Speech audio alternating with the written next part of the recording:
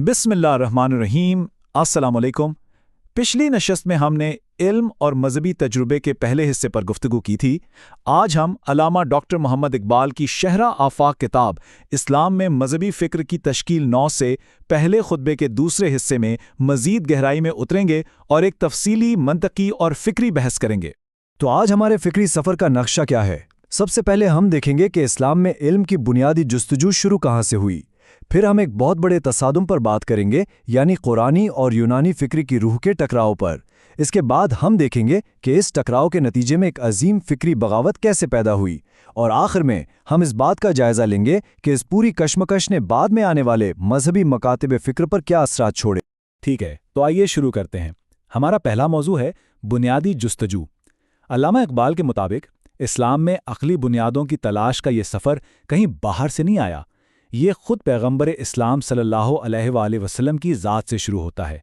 यही वो मुकाम है जहाँ वही और अक़ल एक दूसरे से मिलते हैं, और इसकी सबसे बड़ी दलील नबी अकरम सल्लल्लाहु अलैहि वसल्लम की ये मुस्तकिल दुआ है। ज़रा सोचिए, ये दुआ कायनात और वजूद की असल हकीकत को समझने की कितनी गहरी ख्वाहिश की अक्कासी करती है। यही दुआ दरअसल इस्लामी फ़िक्र की वो बुनियाद बनी जिसने आगे चलकर मुसलमानों को इल्म की तलाश की राह पर गामज़न किया। अब यहाँ अल्लामा इकबाल एक बहुत ही अहम नुक्ता सामने लाते हैं। वो कहते हैं कि यूनानी फ़लसफ़ा बिलाशुबा एक बहुत बड़ी फ़िक्री कुव्वत था, लेकिन इसने एक मसला भी पैदा किया।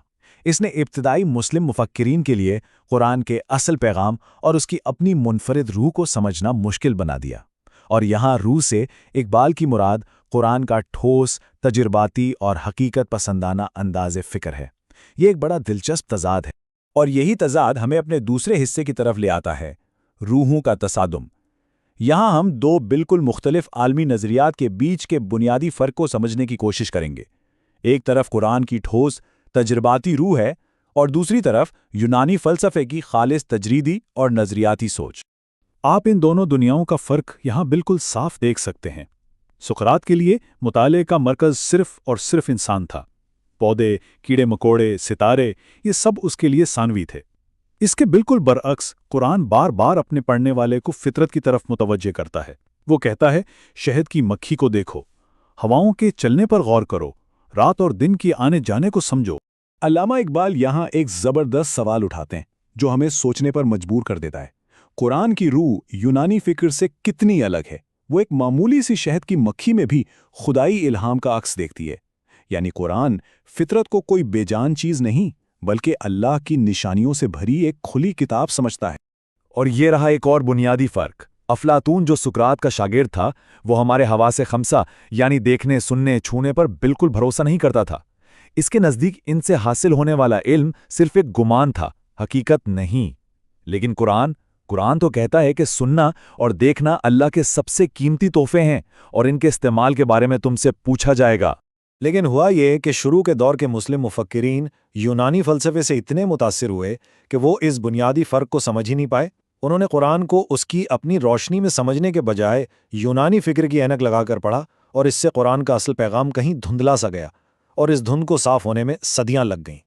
जी हाँ, इस गलत फहमी को दूर होने में सदियाँ लगी, और जब यह एहसास पैदा हुआ तो उसने एक बहुत बड़ी फ़िक्री बगावत को जन्म दिया, जो हमारे आज के तज्ज़िये का तीसरा हिस्सा है। ये बगावत क्लासिकी यूनानी फ़िक्र के खिलाफ एक ज़बरदस्त रद्द-ए-अमल थी। ये कोई अचानक होने वाली तब्दीली नहीं थी।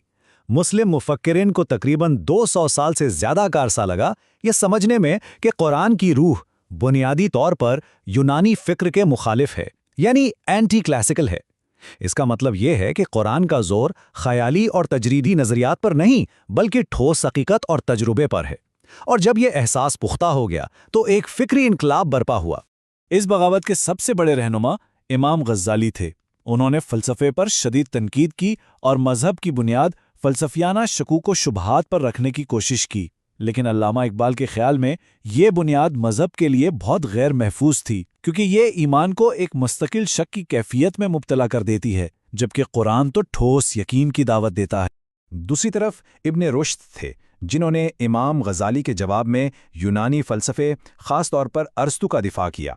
उनकी फ़िक्र से अक्ल फ़ाल के बकाए दवाम का नज़रिया पैदा हुआ, यानी ये ख्याल कि इंसान की इनफरादी अकल ख़त्म हो जाती है, मगर एक कायनाती अकल हमेशा बाकी रहती है। اقبال کے مطابق یہ نظریہ بھی قرآن کے تصور خودی کے بالکل خلاف تھا۔ تو خلاصہ یہ ہوا کہ ایک طرف امام غزالی نے مذہب کو ایک غیر محفوظ بنیاد دی اور دوسری طرف ابن رشد نے قرآنی تصور خودی کی انفرادیت کو نظر انداز کر دیا۔ علامہ اقبال کے مطابق یہ دونوں عظیم مفکر اپنی اپنی کوششوں میں اسلام کے ایک بہت اہم اور نتیجہ خیز تصور سے دور ہو گئے۔ تو اب ہم اپنے آخری حصے کی طرف آتے ہیں۔ آئیے دیکھتے ہیں کہ اس فکری کشمکش نے بعد میں آنے والے مذہبی مکاتب فکر جیسے اشاعرہ اور معتزلہ پر کیا اثر ڈالا۔ علامہ اقبال کے نزدیک اشاعرہ کی سمت درست تھی۔ انہوں نے تو جدید فلسفے کے کچھ تصورات کی پیشگوئی بھی کر دی تھی، لیکن ان کا اصل مقصد نئی فکر پیدا کرنا نہیں تھا، بلکہ یونانی منطق کے ہتھیاروں سے روایتی عقائد کا دفاع کرنا تھا، اور اسی چیز نے ان کی فکر کو محدود کر دیا۔ اور پھر تھے معتزلہ۔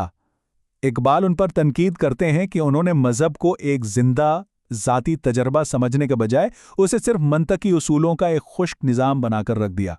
وہ یہ بنیادی بات سمجھنے میں ناکام رہے کہ فکر چاہے وہ سائنسی ہو یا مذہبی ٹھوس تجربے سے کٹ کر زندہ نہیں رہ سکتی۔ اور یہی اس پورے خطبے کا نچوڑ ہے۔ علامہ اقبال اس بات پر بار بار زور دیتے ہیں کہ علم کی کوئی بھی شکل ہو، سائنس ہو یا مذہب، وہ ٹھوس تجربے کی بنیاد کے بغیر کھڑی نہیں رہ سکتی۔ فکر کو ہمیشہ حقیقت سے جڑا رہنا پڑتا ہے۔